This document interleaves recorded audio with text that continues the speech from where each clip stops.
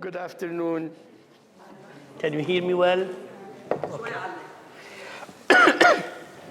My name is Bilal Orfali, Sheikh Zayed Chair for Arabic and Islamic Studies here at the American University of Beirut, and I have the pleasure to host this literary salon with my MA student, Rana Rukos, who will join me on stage later. It is a special privilege to welcome Tarek El Ariss to this literary salon in Beirut, a city that stands at the heart of his latest book, Water on Fire, a Memoir of War. This evening, we gather to engage with a personal and evocative work and to reflect on the intricate ways memory, war, and survival shape both individual and collective identities.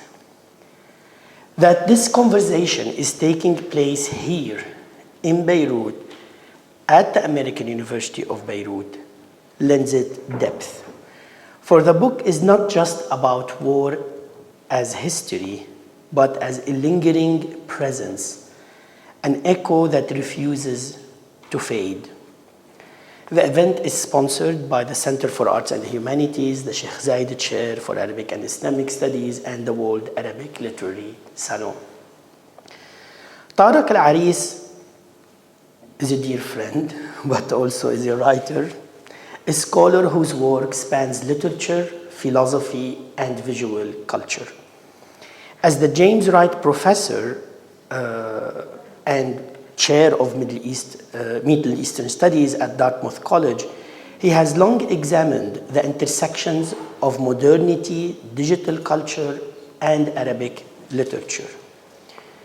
But in this book, Water on Fire, he turns inward, courageously, I must add, offering a personal excavation of his childhood during the Lebanese Civil War and the ways in which war embeds itself in the body, the mind, and the act of storytelling itself. The art of a great Hakawati, the book moves fluidly between memory and history, trauma and intellectual inquiry, as El Ariss navigates the landscapes of war-torn Beirut, the displacement of his adolescence, and the ongoing search for home across continents. At the heart of the book, at the heart of Water on Fire, is the tension between witnessing and understanding, between remembering and resisting memory, in prose that is both poetic and sharp. And I'm very much looking forward to the Arabic introduction too, to see how this will translate into Arabic. So in prose that is both poetic and sharp, El Ariss weaves together personal recollections, mythology, and literary reflections, revealing the many ways in which war is not merely an event of the past, but an unresolved presence that shapes language, relationships, and identity.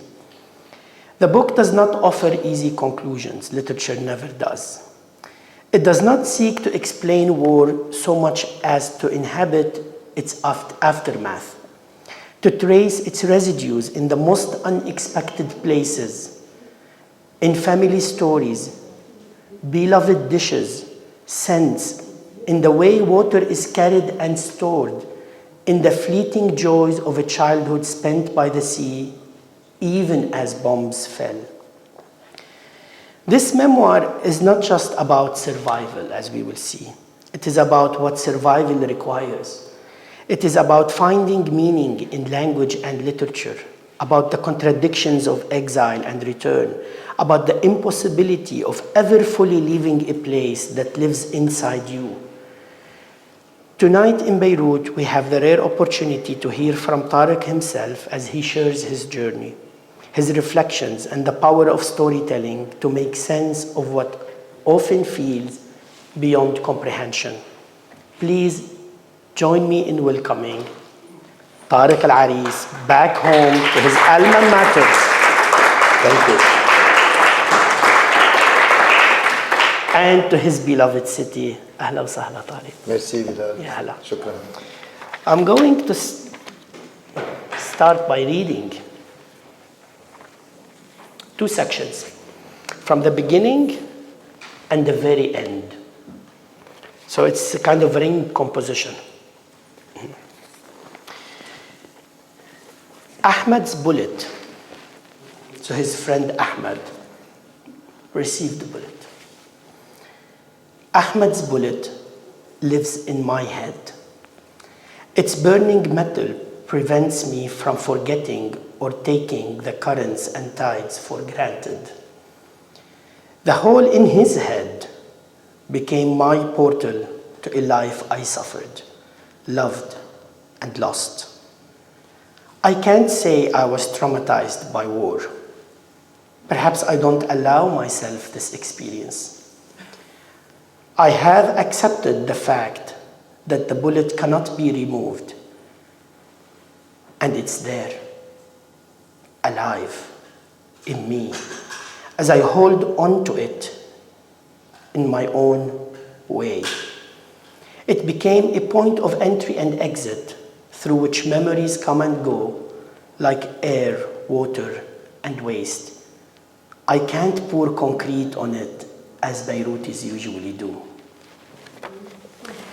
So, and at the end of the book, he returns to this bullet and says, to survive, I had to learn to cohabit with war, to be like water from the beach of Beirut to wherever I am now. I had to accept that water burns and keep me warm, that war is a traumatizing experience and a way of life. The bullet of war lives in my head, inhabits my entrails. I resent it, yet cradle it at the same time. I have inherited war's monstrous traits and learned to comfort its victims. The child of war can never leave his mother behind. He simply grows up, caring for war like an aging parent. He must preserve it, embrace it as he falls asleep, keeping it warm on those cold winter nights. He returns to it, to his womb, in his belly, where no intruders can ever find it or awaken it in the night. There they become one. But when the morning sun rises, children always come out to play. And Huda wants to share the translation of this one of these passages in Arabic. لا هلا. هدى بركات.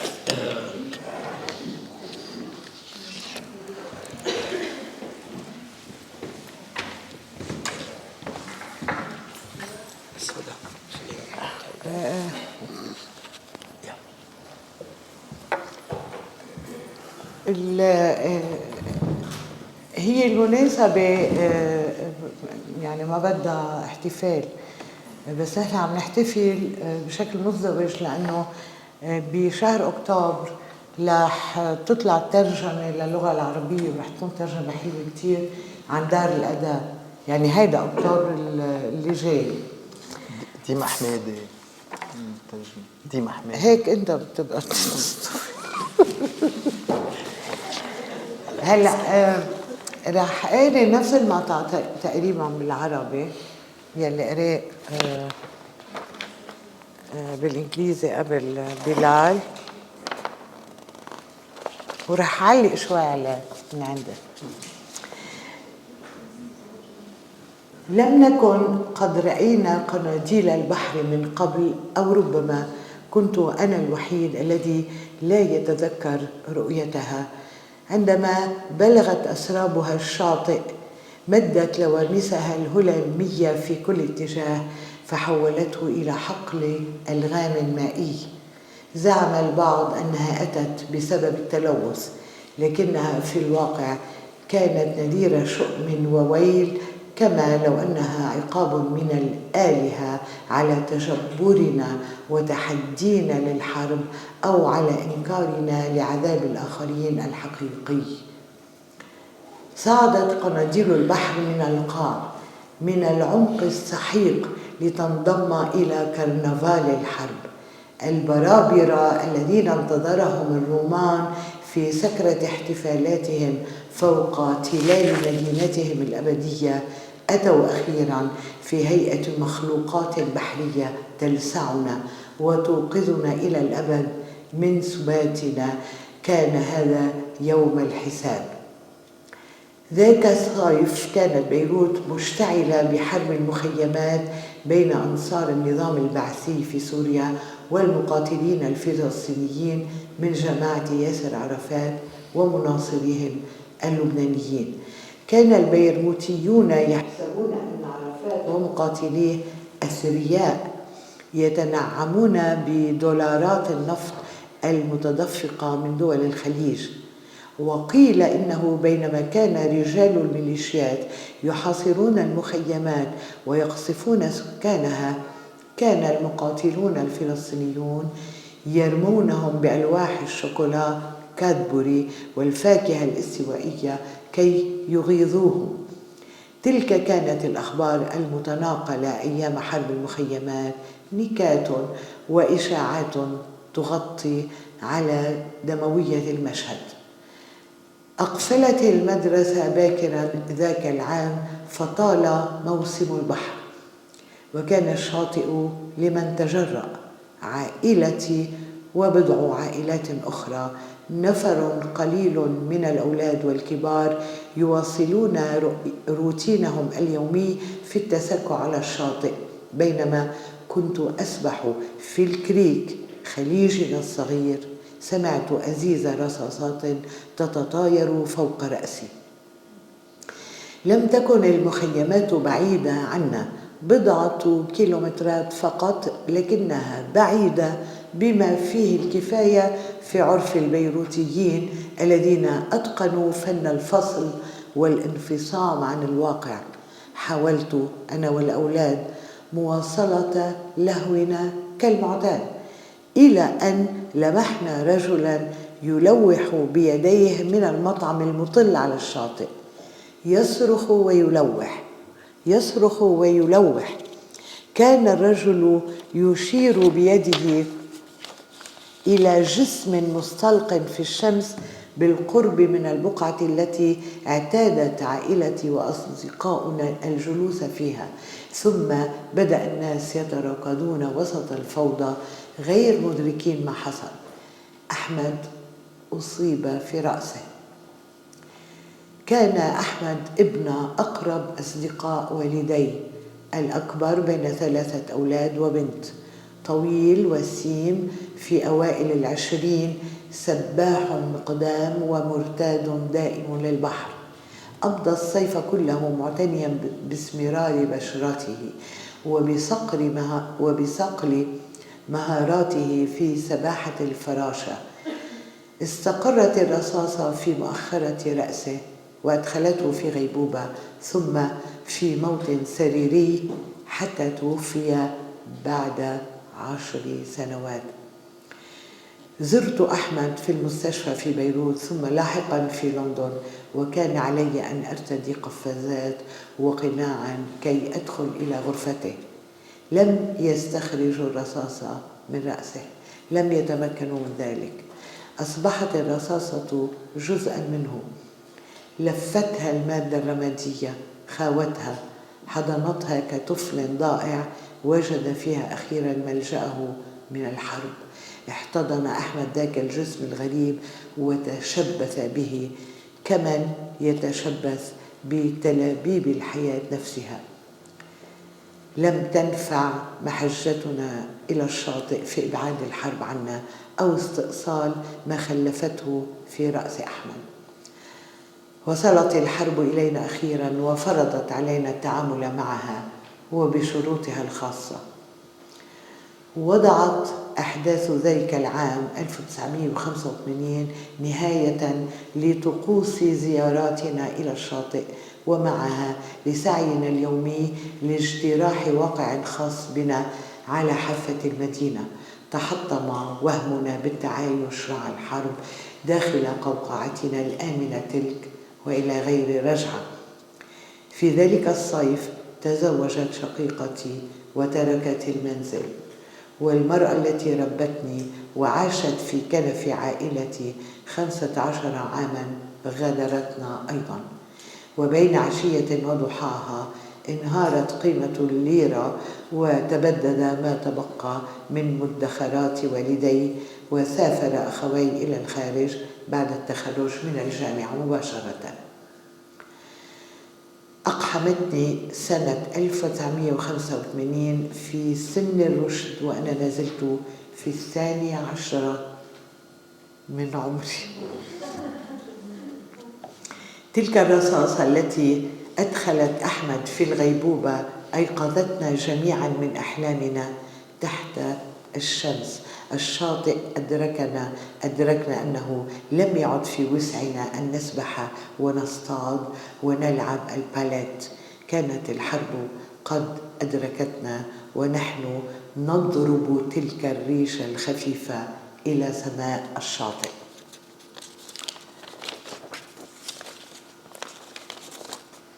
رصاصة أحمد تعيش في رأسي، معدنها الحارق يمنعني من النسيان والاستسلام للمد.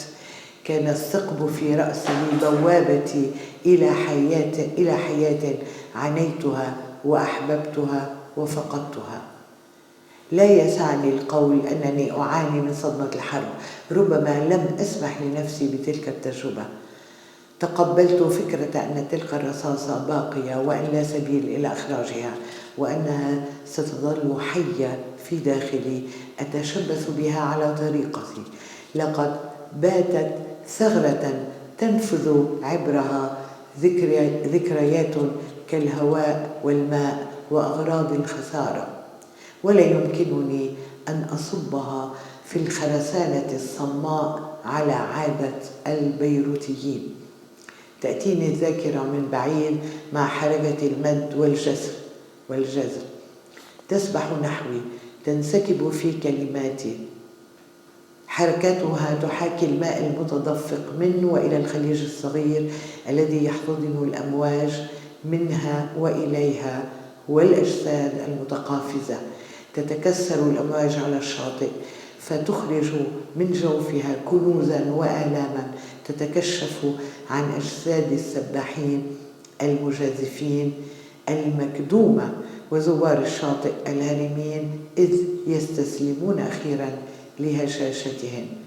كما تترك ندوب الحرب علاماتها على الأبنية القليلة المتبقية في بيروت، أحمل ندب رصاصة أحمد فيذكرني وينسيني طفولتي التي عشتها في الحرب. هلأ أنا كان علينا نحن الذين غادرنا البلاد وتفرقنا في أرض الله الواسعة أن نفتح الفجوة التي تركتها في رؤوسنا رصاصة أحمد. تلك الرصاصة التي امتدت إلى حواسنا وعدلتها عميقا. لست أنا من جيل طارق العريس ولا أنتمي اجتماعيا إلى عالم طفولته أو إلى المكان الذي ترعرع فيه، لكني حين قرأت مسودة كتابه ماء على نار باللغة الإنجليزية، وكنت يومها في نيو هامشاير الأمريكية، تحسست رأسي الذي اخترقه أحمد، ورافقت حكاية تلك المسيرة التي بدت فجأة مسيرتي. إنكار واعتراض وفشل في إخراج الصوت، ثم نأي عن كل ما له صلة بالبلاد وببلاد راحت تبتعد ولا تشبهنا فلا نشبهها. قسوة لا تحتمل أفضت إلى غيبوبة مقصودة تشبه غيبوبة أحمد التي جعلته معلقا بين الموت والحياة. نحن غيبوبتنا جعلتنا معلقين في غربة عن المكانين معا، البلاد وأرض اللجوء، المكان الأول والمكان الثاني، كأن الأمر مجرد تفصيل جغرافي بين أن تكون هنا أو هناك، وهذا يعني إقامة عند حدود مرتجة كلما حاولنا تعريفها انزغلقت من وعينا كالزئبق، حتى كما فعلت تلافيف دماغ أحمد احتضنت قلوبنا هذه الغربة الرصاصة، وصرنا نقبل أن تكون جزءا غاليا منا، وكما طارق صرنا ننظر إليها بحنان أم في نظرتها إلى ولد معاق، فهو أكثر من ستعتني به الأم وأكثر من تحب من أولادها، الحب مصحوبا بما يستحق من الألم. صارت تلك الغربة عزيزة ونضن بها، أينما كنا وكيفما حملتنا الرياح صرنا نفكر بأن الغريب فرصة، ولم يعد يؤلمنا كلما اجتمعنا ابتعاد مكان لقائنا عن شاطئ بيروت.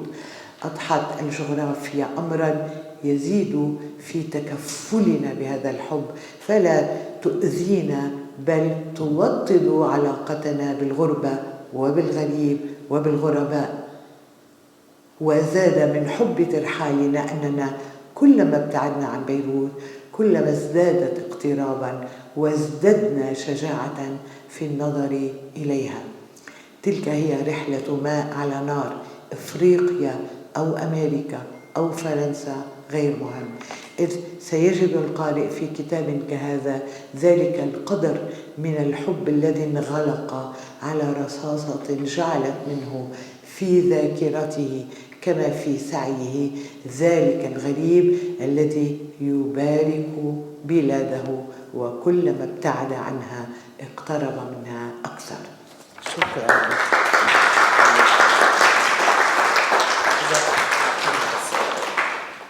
كيف بشيلوها؟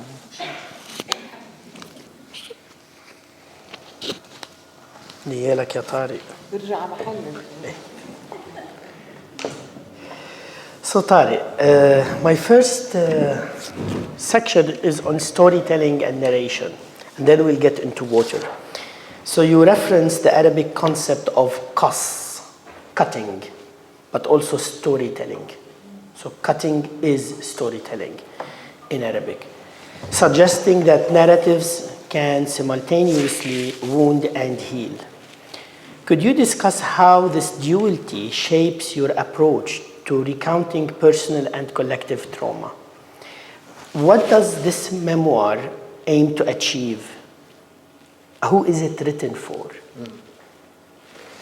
Thank you Bilal. Thank you.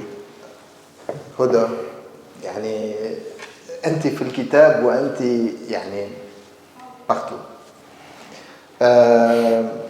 So I don't know what it achieves. I think for me, I wanted to, the idea of writing this started as a couple of essays that I gave in talks, mostly in conversation with artists from the region.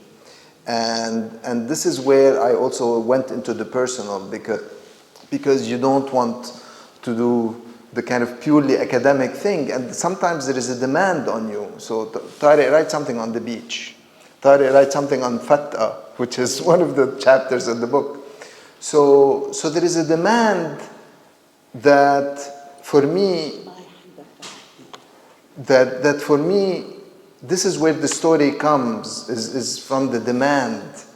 And it's not just simply, I think this is an important text that I'm going to write about and analyze. No, there is a demand of the other. And that demand comes from, again, people here in Beirut, curators, friends, interlocutors, and this is what I responded to. So I, first and foremost, I have them in mind. These are the people I'm in conversation with. And this is where also the narration starts. This is where the story and the I, that as a literary critic, we are prevented from using the I. I mean, the whole idea of being, you analyze, you investigate, you examine, even the language that we use is a language, is a very scientific language, is almost a language of a judge or a prosecutor, right? Someone who is, or a police detective, investigating certain things about text and characters and so on. So all of a sudden, I'm put in a position where the I has to come in to tell its story, and therefore the investigation has to be paused a little bit. And for that, because otherwise, how can the I come into the text without, you know, to make room for a different kind of narration, different kind of qas? And of course, the qas as you know, as the cutting and the storytelling for me, because this is a personal story and it's a story where the I is exposed in all its vulnerability. I mean, this is also the passage that Huda just read and that you were alluding to, is that the idea of the swimmer has all these cuts from the rocks when they jump to catch the wave. And so every time you come out with these cuts, every time you go into the water, you come out with these cuts.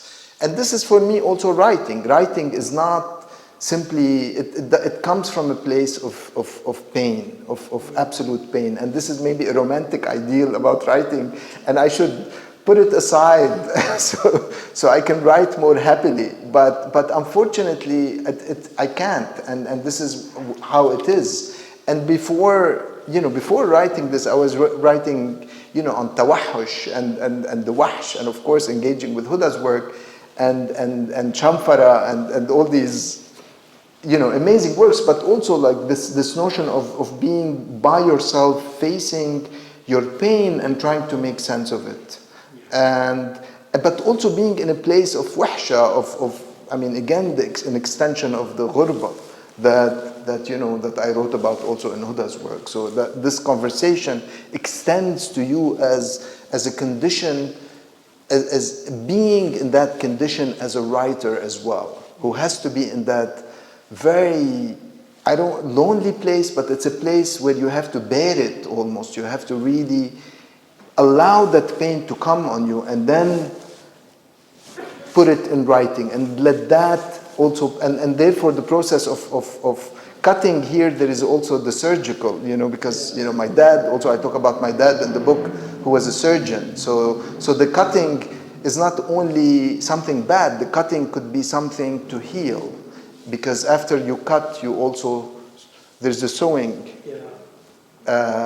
So it's all these kind of intersections of storytelling, of being in this personal, in this condition, and also engaging in it as a way of telling a particular story. So this book is actually returning back home today, literally. Yeah. Also in Arabic. I also look at this as returning back home to where it belongs, to what shaped it from the beginning.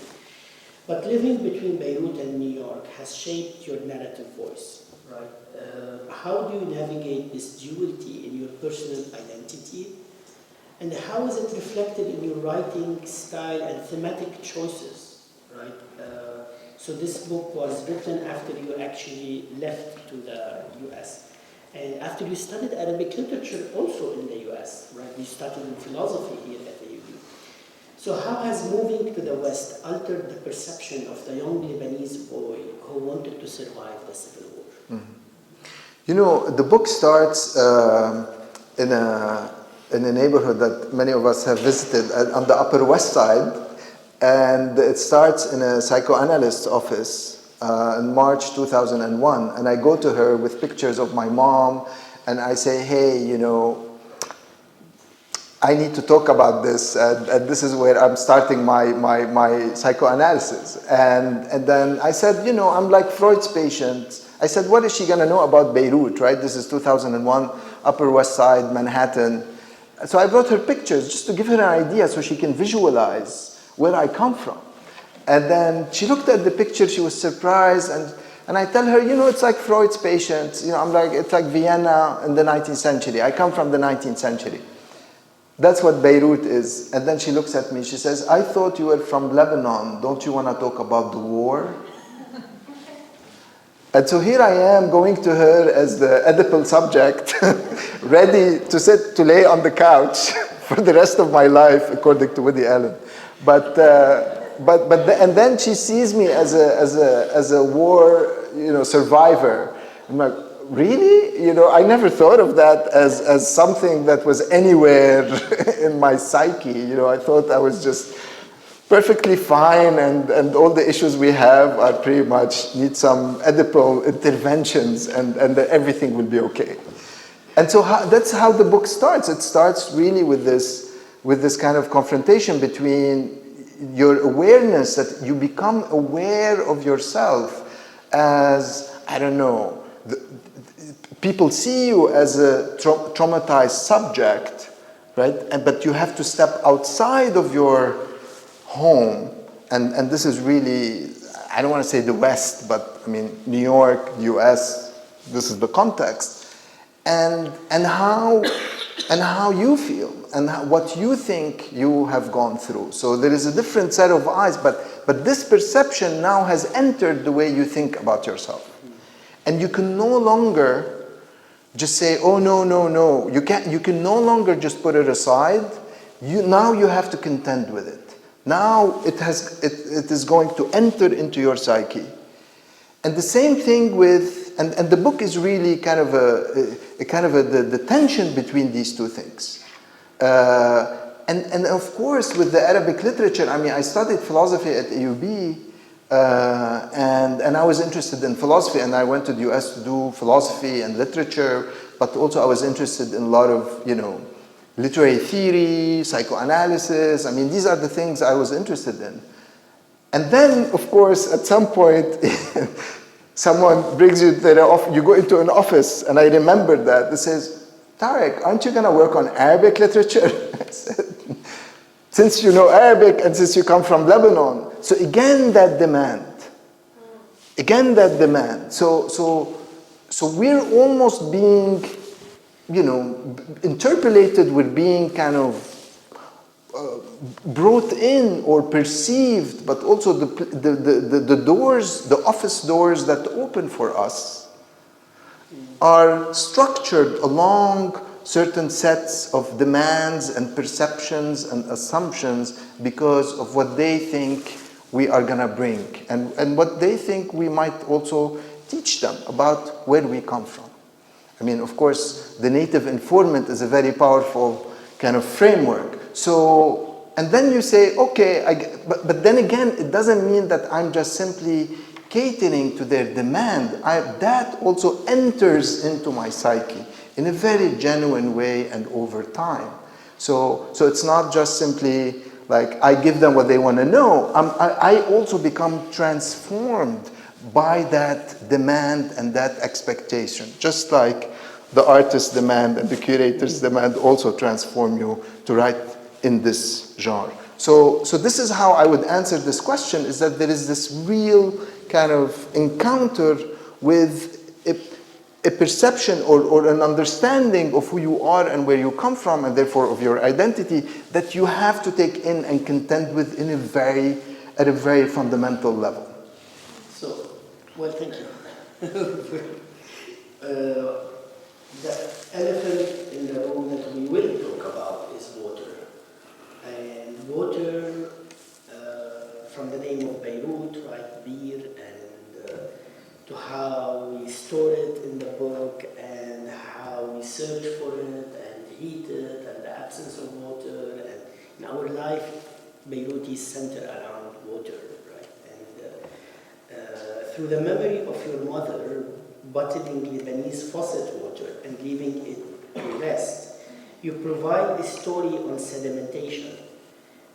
How does this imagery represent a residue of the past and deepen your memoir's exploration of how we carry historical and personal experiences? Yeah. So if you can revisit the scene. So there is, my relation to water is visceral. Like really, like even if I see, a swamp, dirty swamp, if it rains and there is some water accumulation, I mean, I see it, there's something that opens in me, and I feel like, oh, I can swim in this, or I can. So I'm always looking, water, it gives, I mean, I lived by the sea. I mean, we went to the beach every single day, like really from morning to evening until they start calling you, though that's it, we're closing the beach, you need to get out. So I'm truly a creature of water in a very, very visceral, fundamental level. But also, water is salt water, but also it is the water we stored during the war. I mean, we had a whole elaborate system in our building. I'm sure every building in Beirut continue to have very elaborate systems. I don't think we're done with the elaborate system where you mix. This was your first job? My first job. Carry water. My first job, so we had this pulley installed because this was 1982. No electricity, nothing. I mean, we were barely surviving. And we had to install this pulley on the rooftop and then install this cistern of water in the parking lot, and then buy water, and then fill out all the gallons of water, and then tie them to the rope and take them up to every floor. I mean, it was but also it was a game for us also as the kids. I mean, this is how they entertained us, say, okay, we have a plan for you to carry the water up to every store. So, and so there is this episode that I always thought I needed to write about this. I mean, that episode was stuck, and actually I drew the book. I did like drawings and panels because I tried to reconstruct the child experience. I didn't want to go back to the scene as an adult, as a literary critic. I really wanted to go back in the language of the child. And then there is my mom, who has water bottles stored everywhere. Like you open a bathroom closet, you find a bottle of water. You go on the attic, and then here's like 3 bottles of water. You go to her chalet. I mean, you open, it's like water comes out. I said, Yani, why do you need all this water? This is now. And she's like, you never know when we might run out of water. I mean, we need water. And then you look at the water, so she fills the water from the faucet, from the drinking water. You have drinking water and surface water, right? So drinking water. And then she stores them. And then at some point you look at the bottle, and then you see in the bottom, like basically sedimentation and really kind of disgusting. And it's brown, and I say, I can't believe you drink this, and I fight with her. Every time I come, I fight with her. I said, just buy water now. Everyone buys water. I mean, no one drinks from the faucet. She's like, no, I have my system. Leave me alone, I have my system. Of course, she also drinks hot water in the morning, and water, it flushes everything. I mean, she's a real creature of water. And then with time, I understood that this could be some sort of, hoarding, OCD, right? I mean, if we bring in the Western interpretive model, we can easily pathologize this and say, this is... But then I understood that actually, by doing this, she's filtering the water, because all the poisons are going down to the bottom. And what she's saying is that we can't extract the poison. The poison has to be there. You just pour, you cohabit with it. You let it sit, there is time. And then you pour, and the top part of the water is clean because all the poisonous sediments have gone to the bottom.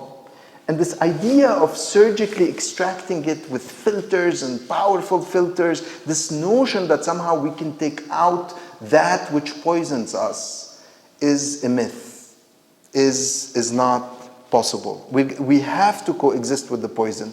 But just letting it sit, this is, of course, I don't know how scientific this theory is, but it is definitely something that it became very important for me. And of course, the sediments, and I say in the book, this is the text that I need to read, because these are the sediments that are waiting for me. They come also sediments, not just simply the person, the water in terms of filtering, but also the wounds from the past, the relation to the past, the memories, the things that it is the bullet as well that is in your head, and yet you are continuing on. You're not dead. It is not killing you. So how do we coexist?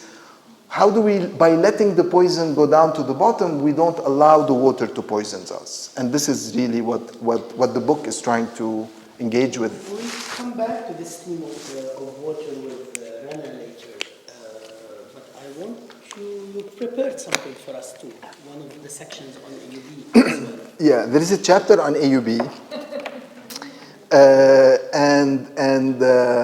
You know, the title of the section is, in English is thugs, but really the word in Arabic is za'ran, because we were za'ran. So I started AUB not knowing what I wanted to major in. This is 1991. I started AUB in 1991. I started AUB not knowing what I wanted to major in. The family thought biology or pre-med would be the path forward. Since my brothers and sister went on to different careers, I was expected to take over the family business. But I was not good at biology or chemistry or baking for that matter. All the terms that refer to cells and membranes were not poetic enough for me. Something about the constitution of the body, which I would later write about, evaded me as a teenager and son of a doctor. I ended up passing my French baccalaureate with a science focus because I was good at math and physics, but my heart was in poetry, history, and the arts. My mom was open to a business administration major because she thought I would at least make money. And we needed money, especially after my father died in 1987. But after one semester taking science and economics courses, sorry everyone who are in science and economics, I realized that neither of these fields interested me. I had big questions to answer and crises to resolve. I started taking courses in the humanities and ended up majoring in philosophy. I never looked back. And there was one teacher in particular. Her course on the philosophy of art was a magnet for those that would become my friends and girlfriends and partners in crime. She brought in Kafka with Van Gogh, with Freud's interpretation of dreams. She asked us to feel and experience what we were reading and seeing. She wanted us to freely associate, to embark on the wings of writing with no censor, no holding back. From her, I learned that while philosophy provided the language to confront crises and make sense of them, it was literature and art that allowed them to live, to go on that stage that was opening after the end of the Lebanese Civil War. She told me once that great art would come out of the war experience, and great art did indeed come out. While most of the people I met at college were getting ready to benefit from Lebanon's reconstruction industry, the weirdos who flocked to the she-devil, were looking to stare down the abyss that was opening within them. We were like those kids who went through Zoom teaching during the COVID-19 pandemic, except ours lasted for 15 years. We were unsocialized or socialized in such ways that we could not settle for theories or disciplines or conventions. We had become beastly, wilder than those dogs that came out of the city's belly. We were the cynics and existentialists and militiamen combined. This is what Derrida would call les voyous, za'ran, thugs. We were watching Hair, Jesus Christ Superstar, and Almodovar films and listening to the Seattle bands. It was among this motley crew of questioning misfits, outrageous rebels, that I had found my kins.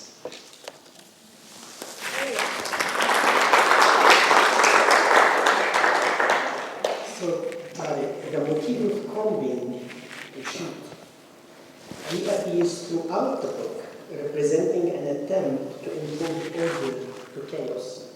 Could you elaborate on the significance of this imagery and its connection to the act of remembering amid war? Yeah. So this is really where the book started. It started with this chapter called The Beach Combers. So it is about these people who comb the sand every morning to look for valuables. And going to the beach every day eventually, and of course there was a club at Coral Beach called the Beach Comber for those who are from the 80s.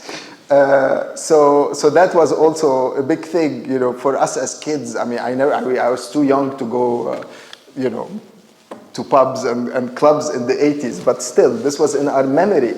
And for me, combing, I started doing all this research, and of course, Tumshit, it is the news on the radio. The idea of combing means it's a military operation. It's an operation to go and clear a certain area from intruders, from rebels. So and of course, you know, وَخَلَقْنَاكُمْ سَوَاسِيَ كَأَسْنَانِ الْمِشْطِ, you know, لَا فَضْلَ عَلَى عَرَبِي. So it is the Quranic model of community. It is so as I was thinking about this community of beachgoers, you know, that we see here just by walking on the Corniche. I mean, so I was thinking about the comb as a model for community. But also the comb is trying to, it is the repetition of the movement of the comb, the dailiness of the ritual. And then, so of course, I also talk about the gorillas, how they comb each other to also comfort each other. So there is this idea of delousing, taking off, you know, taking away the louse, but also there is a comforting. And there are also these stories. So, you know, this is where my mind, my association go completely. And this is what this book, I mean, I do that a little bit in my literary critical work, you know, where I'm reading an Egyptian imam and all of a sudden, you know, Kafka comes in and, you know, Baudelaire comes in and all these other references that live in my mind. So for me, the combing is something that is both comforting. There is a comforting in the dailiness and movement of the process. But there is also, if we think about, I don't have hair, so I can't say, you know, I'm discredited by saying this. But there is also breaking apart the hair, you know, and there is a pain also that comes with combing.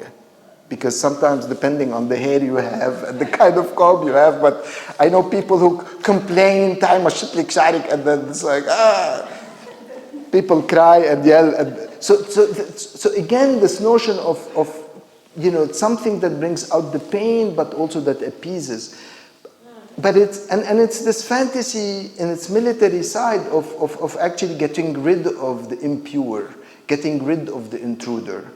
And I play on that. And of course, I go into hadith and all these like references to combing as a ritual also of remembering. The wife of Fir'aun. Exactly. Mashitat bint Fir'aun, you know, that is mentioned in hadith. So let's talk about the monster. It's a theme you're very interested in. The monsters around us and the monsters inside us that carry with us and come out every now and then. It's a motif you've been interested in for a while, but also it's the self in relation to the other as well. You've been interested in boundaries for a while.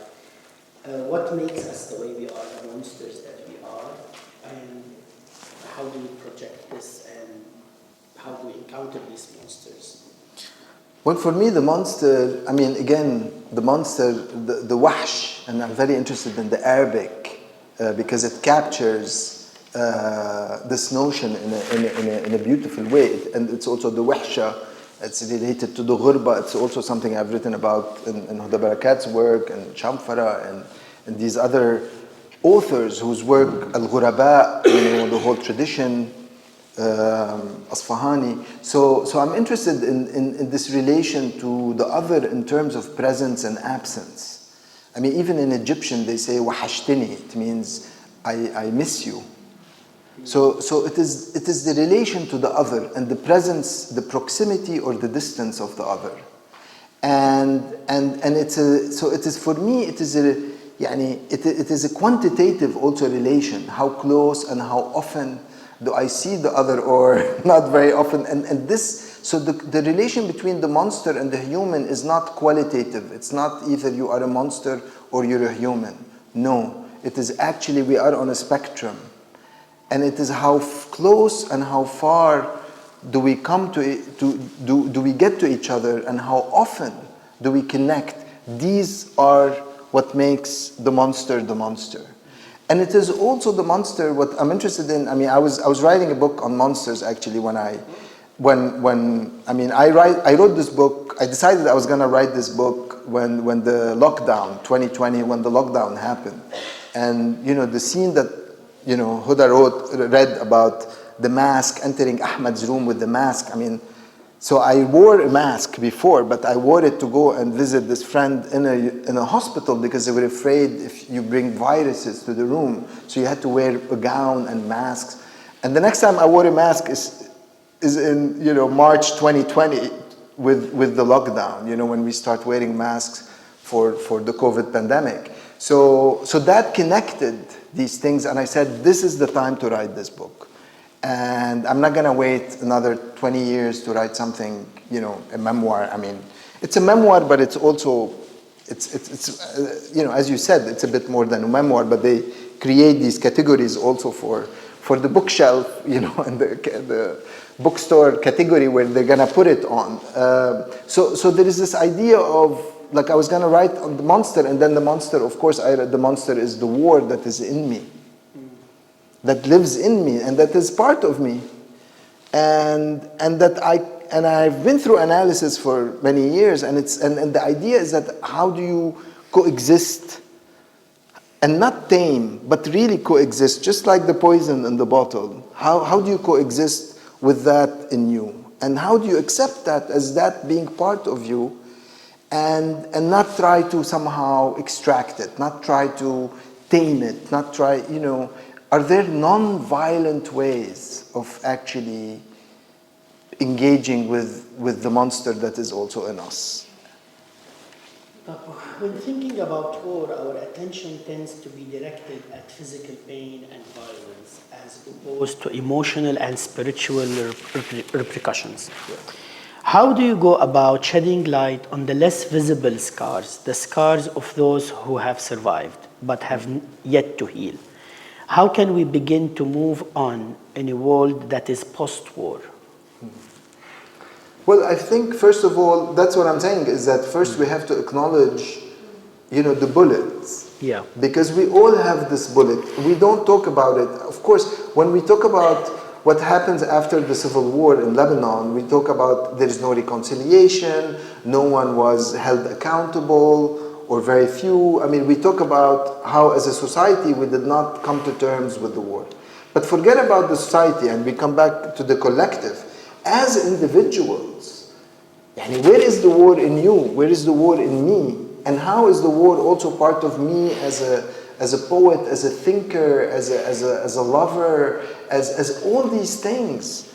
And I feel like, and maybe this is something you become aware of, again, to come back to your earlier question, when you leave and come back, or when you are in the state of being in between, and this, going back and forth constantly, but not being fully in one place.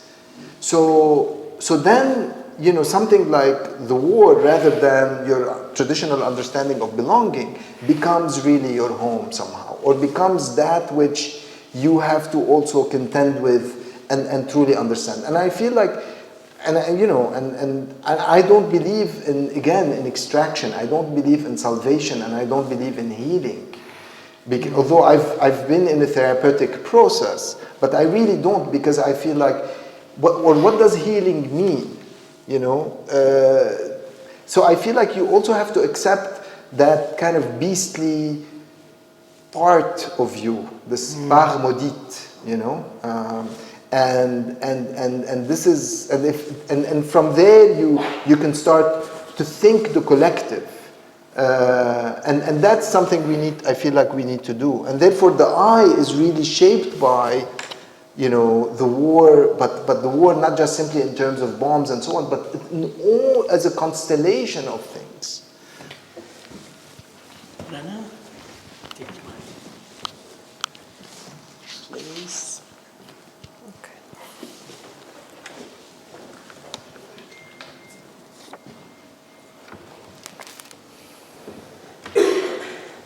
Hi, and thank you so much. This has been a very insightful conversation so far, and I have to say, this has been a very consuming book. It's a kind of book that you can't put away, and it stays with you in many ways.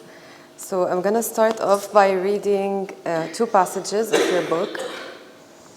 So this one is from the chapter Mina Mina. When I finally realized that my siblings were leaving, I started going into their room, trying to hide in their suitcases, under their desks, their beds, afraid that they would leave in the middle of the night, without saying goodbye, without me. But there was no room for this little brother's feelings. If anything, I was a mere spectator to a tragedy that had turned our house into a stage of gestures and whispers, phone rings in the middle of the night, ephemera that now lend themselves to telling the story. And now from the chapter of An Erie Canal with double E, E-E-R-I-E. So the suitcase was too big. The lady at the check-in counter refused to let it through. She was adamant. I had to wait while my mom and her friend, who were accompanying me to the airport that day, went to the bag sellers in the nearby neighborhood to buy me 2 medium-sized bags. I wanted the big one. I wanted all my belongings to travel together. I wanted a suitcase in which I could fit, a suitcase that I wished my brothers and sister had when they left me for the US for the first time to reunite with their mother. I wished that they had a large suitcase like this one, so that I could sneak into it at night without them seeing me, without them wanting to take me. No need for oxygen tanks and special operation commandos to travel in this suitcase. All that one needs is to get into a fetal position and receive nourishment from the tightly packed clothes and books. Thank you. Okay, so going back to the elephant in the room that Dr. Bilal referred to, water. Yes. So when you talk about your mother's relationship with water in all ways, or when you talk about your own relationship with water, like the beach, but also water in bottles and gallons, and it's different bodies and shapes. And the faucet, whether it's absent or present in the faucet. So what struck me the most is that moment in the very beginning of the book that you referred to earlier, when you were going in the therapist's clinic. And then there was this machine that you call humming like an open faucet of water. With no water. With no water, exactly. So here I want to talk about the dichotomy of the presence and absence of water. Yeah. So my question is twofolded. What has oriented your writing of this personal history through the lens of water? So it seems clear to me that you have a psychoanalytic interest in water. How has psychoanalytic theory informed your writing? On the other hand, what is it about psychoanalytic theory that speaks to the construction of memory in a way that diverges from other memoirs on the Lebanese Civil War particularly? Mm-hmm. Thank you. These are fantastic questions. For me, my last book, the one I wrote before this one, was called Leaks, Hacks, and Scandals, Arabic Culture in the Digital Age. And it was all about the leak. And the leak not only as, WikiLeaks and the computer leaks, but also the leak as a material thing. And I argue, and there's a whole chapter on leaking where I go to the Arabian Nights and I go to all these, stories about how water cannot be contained. And when there is something, there is a leak, it goes through walls, it breaks rocks, it goes through wood. So so for me, I've been following this notion of water and where the water goes and what path does the water create for itself. And maybe these paths are things that we don't control. And we have to again accept that the water goes in a place that shows you where to go as well. So we have to follow the water rather than control it, tame it. So, and I think that's very important, again, as the critique of psychoanalysis, and this is where, I mean, my work, of course, I come from psychoanalysis both as a literary scholar, but also someone who's been in analysis for many years.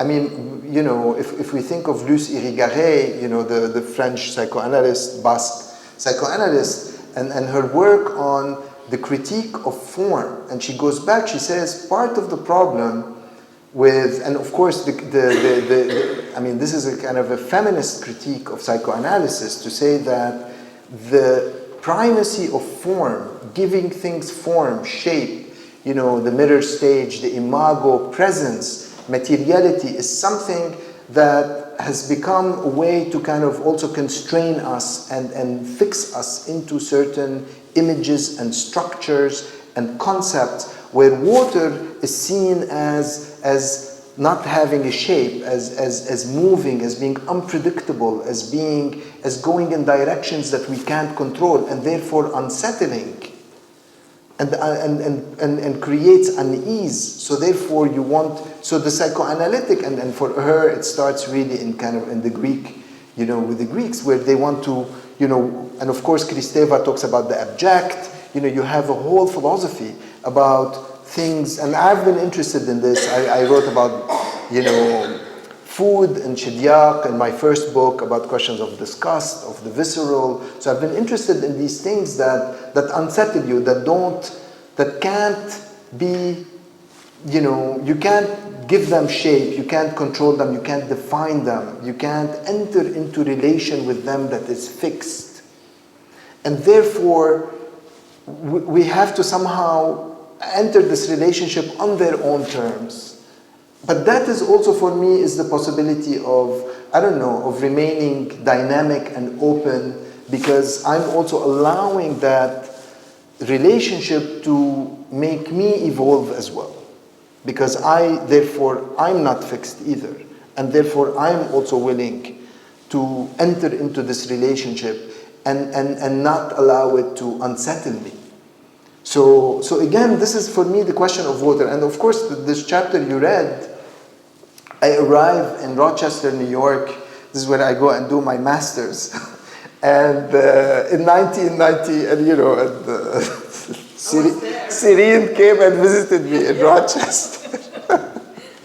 and in 1994, and of course, here I am, like, so you come from Beirut, right?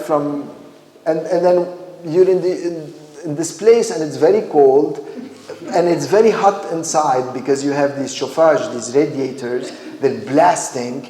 So, and then, of course, you open the faucet, and not only you have water, you also have hot water all the time. You don't have to, scalding water. So, of course, what do? I'm like, oh my God, hot water all the time. I can take as many showers as I want. And of course, it's very dry because the apartments are very dry. And here I am taking hot water. And there is the soap. I changed the soap. Where is, the soap we normally use in Beirut? I didn't find it in the supermarket in Rochester, New York. So there is like Dial soap. These soaps, I mean, they look, I don't know, what do I know about soap, right? Like, you never think about soap. Today, soap, you find it here, you go to London, you find it.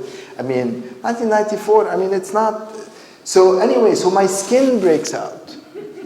So my skin totally breaks out. And so this is where, like, I mean, there's a whole chapter, the Erie Canal, which is also the canal that connects New York to the Great Lakes. I mean, this is the super highway of the 19th century.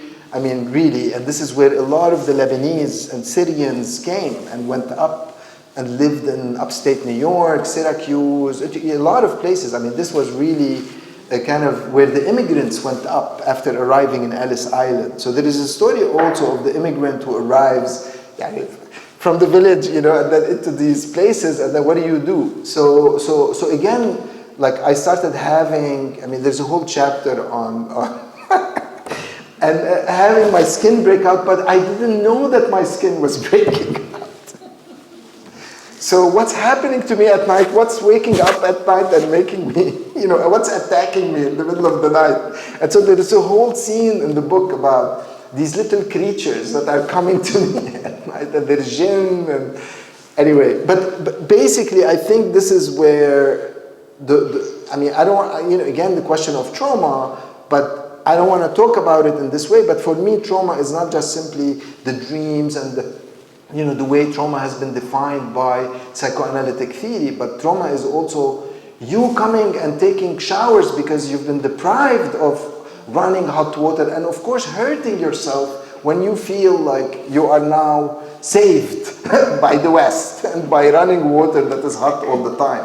So do you see what I mean? Yeah. Like so in a way, this is where the traumatic is that your relation to things that you take for granted, you become aware that you're really a gharib. You become aware that you really, I have a completely different interpretation of what this means, and I think I'm doing myself a favor, but actually I'm hurting myself. But then I don't know that I'm hurting myself because I don't see my skin breaking. It just itches, and then I think I'm attacked by bed bugs, you know, and I start going crazy. Okay, so after talking about the presence and absence of water, how do you consolidate with the paradoxical ideas of absence and presence of motherhood? And we can sense in the narrative tensions with different portrayals of motherhood. So at some points, we see it as an all-encompassing love, attachment, and even obsession. And at other points, disjuncted and dismissive to the young boy's sense of himself. So, yeah.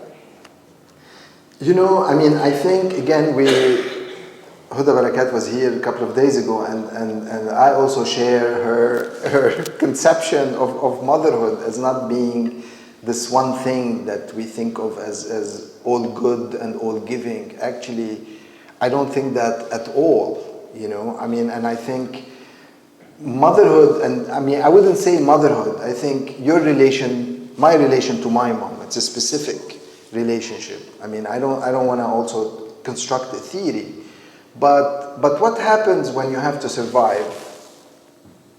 You know, what happens when you live in a situation of danger where also mothers want to also survive? And what does it mean? How does it influence their relation to their own children?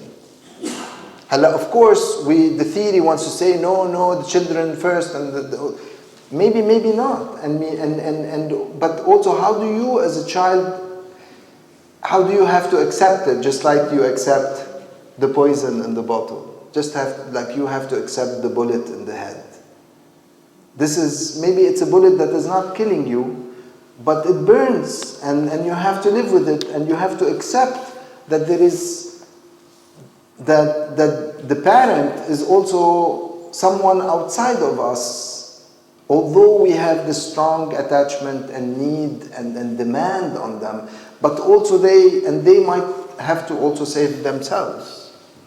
And this is horrible to comprehend. And once you understand that, you know, you can really be friends with your parents. But it takes a long time and a lot of work to understand that and accept that and not make certain demands, because, you know, these are your demands and maybe they cannot fulfill these demands that you are making on them, and that is très compliqué. And you have to mourn that loss. You have to accept that this is something I'm not gonna have, and not because that person doesn't love me or anything like that. At the contrary, but they love you in their way, in a way that they know how to love you. But this has nothing to do with what you need. So this, when you miss each other, this is something we have to accept. But it's so painful and it's so long and it's so hard, and there are battles and battles and battles that need to be fought until you get to that realization, if you get to it. But if that is necessary, this war is necessary in order for you to bring them in, in order for you to be friends with them and truly love them and allow them to love you. But love you in the way that they can, not in terms of what you need of them. Because that is, and this is the nature of desire. This is where psychoanalysis, again, I come back. I mean, it is not never fulfilled. This is Lacan, right? Desire is by definition something not fulfilled. So if I'm demanding that, I'm setting myself up for disappointment and constant resentment of them for what they have not offered me. So, yeah. I tried to say it diplomatically. All right, so on a less heavy note, you emphasize on mundane rituals like visiting the beach or preparing meals during wartime. So how do these activities, seemingly trivial, become acts of defiance against the dehumanizing effects of war? And how does resilience come into play when thinking about preserving normalcy during times of war? Absolutely. I mean, if you remember, now, not too long ago in Gaza, there was a day in April and everyone went out to the beach. Remember that image? And it was all over the news and people were saying, look, they're okay. No, they're not okay, but they are going to insist on having a normalcy. And this is how they defend their humanity in the face of this dehumanizing, violent assault on their humanity. So I think, in the book I say, if you don't have a tan, it means you've surrendered to war. Because you need to have a tan. That means you're outside. It means you're... So there are two ways. Either you, again, live with the bullet and accept. We're not going to get rid of it. I'm going to live here and around it and in between. And that takes a special character. Or you can say, I can't deal with this, and then I'm leaving. So for me, these are the choices, and all are good choices. But if you're there, you can't just lock yourself up in the house and be scared all the time and going crazy all the time, because that's truly horrible and unbearable. And I come from a family that decided to stay, and of course we see it. We see it in West Beirut. We see it like in a lot of representations of the Lebanese civil war.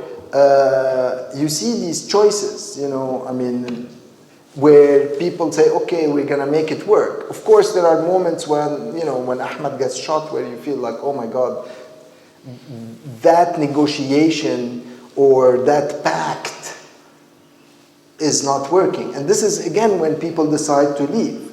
89 in the case of Huda, different people say, okay, I'm going to try to make it work until I cannot make it work, until my system of negotiating space in between, around, has crashed, has collapsed completely. And this is the moment of departure. This is the moment where, or total withdrawal. Some people also, departure could mean many things. Leaving the country, but also withdrawing completely. Okay, so to end this, I have one last question, and it's about, this is the memoir on the Lebanese war, obviously, and the book is full of themes of Arabic literature as well. Yes. So what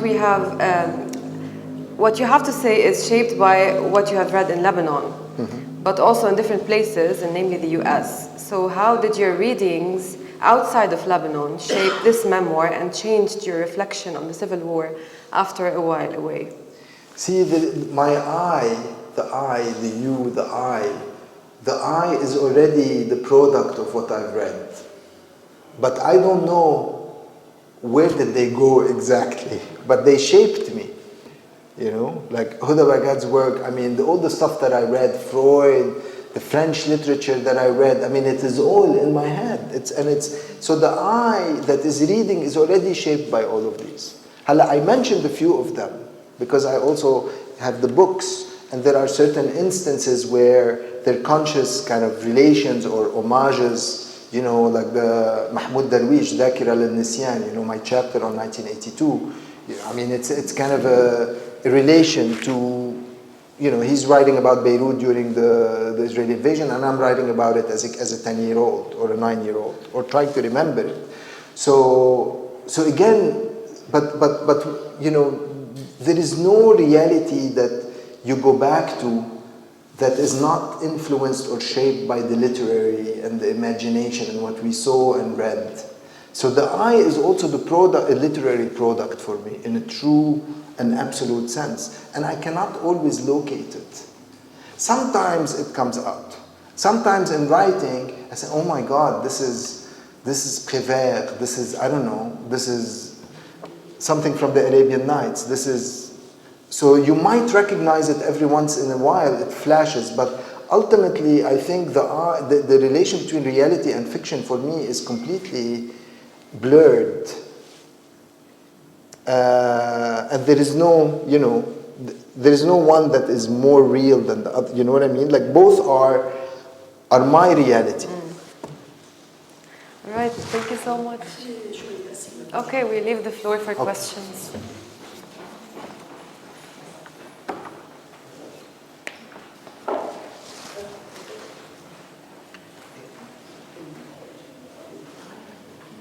Okay. First, thank you very much for your talk. It was really interesting.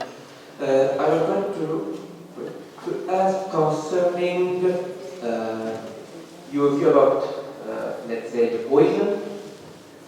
Can we also make an parallel with the Jungian concept of shadow and, you know, again, that poison and the shadow are more or less similar? We have to accept them instead of destroying them. Yes. So that's how I saw it. What is your view on that? Yeah. No, definitely. I mean, again, there is a whole school of philosophy that deals with the question of the poison. I mean, the one I'm closest to, of course, in the psychoanalytic context, the repression, the unconscious, the shadow, and Jung. Also, you have in Derrida the Pharmakon, you know, Plato's Pharmacy, very important book about, you know, the poison is also what you make the medicine from. I mean, that's why the order of doctors has the snake on it, right? So again, the notion of the poison for me is not just simply poisonous. It is also relational. It is also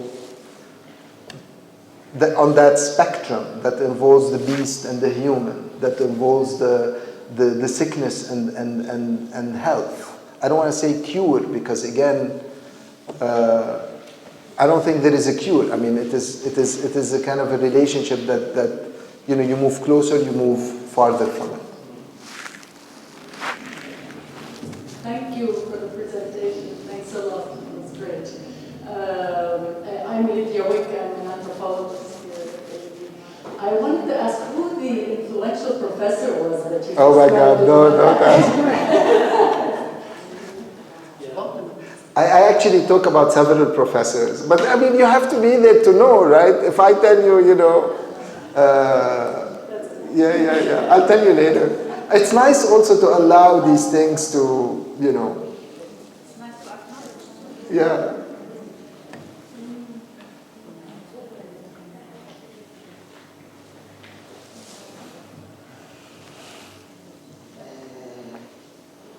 It just came out to my mind that in some primitive tribes, the word poison and the word gift are the same. So I think this is really what we're talking about. Absolutely. Because if someone gives you a gift that you cannot give back with the same value, this is poisonous. Yes. Yes. Il y en a qui se suicidaient parce qu'ils ne pouvaient pas. Oui. So I think also we can see this in what water is. Absolutely.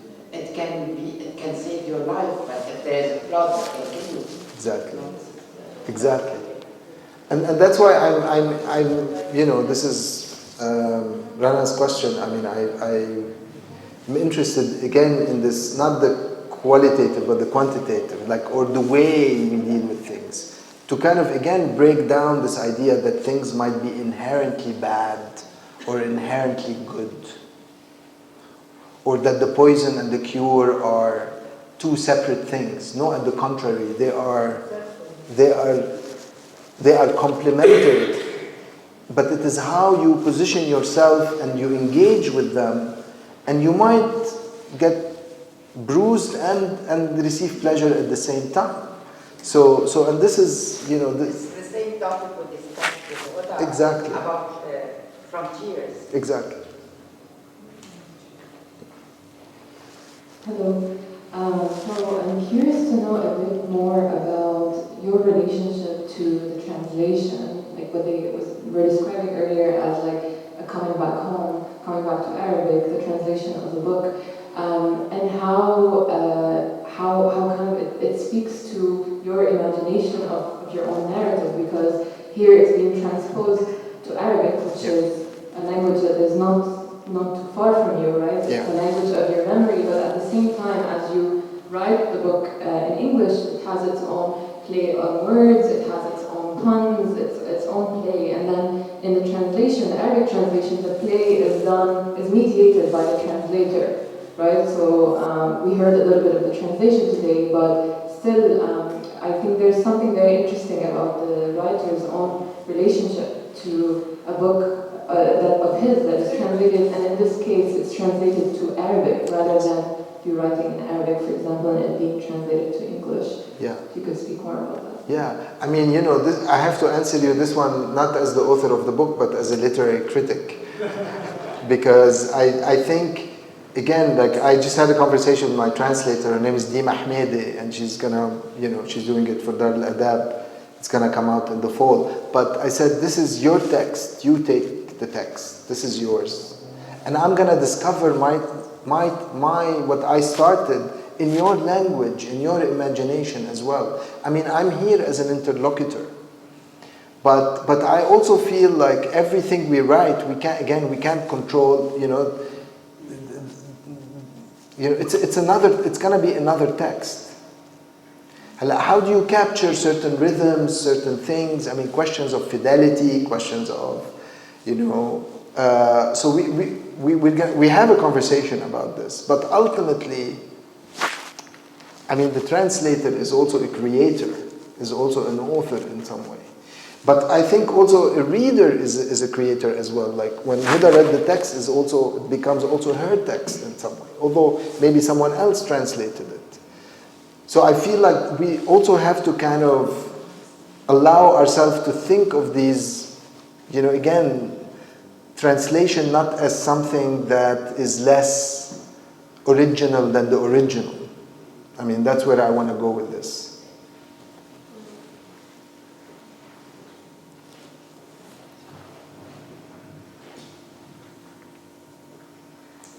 Tarek, I have a quick question. Since you experienced both psychoanalysis and writing your memoir, which is more therapeutic?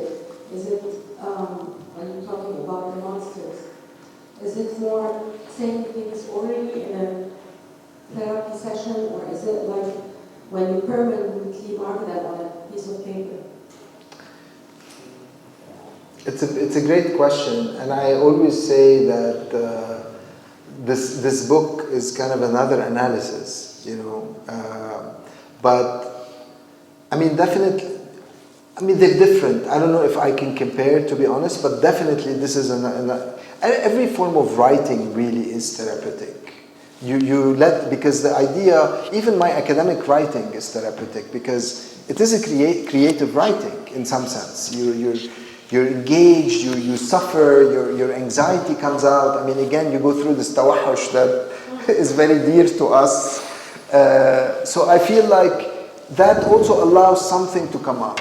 And especially for, I mean, academics, authors, we are used to writing. So writing is a necessary confrontation that then appeases you. And if you go on without writing for a long time, it's frustrating and it's not good for you, really. I mean, it's a great argument for productivity that I think deans and and university administrators need to make in these terms. I think for your moral your psychological well-being. And that's why we enter into these cycles where we have to write. Authors have to write every day. I mean, that's how they live. And if you need to get tenure, you need to also be productive in some way. So I think it's therapeutic, but this is definitely, it took it to a whole other level. Yeah. Tarek, thank you so much. Please join me in thanking Tarek one more time. Thank you. This was Tarek El Ariss. Thank you. Thank you.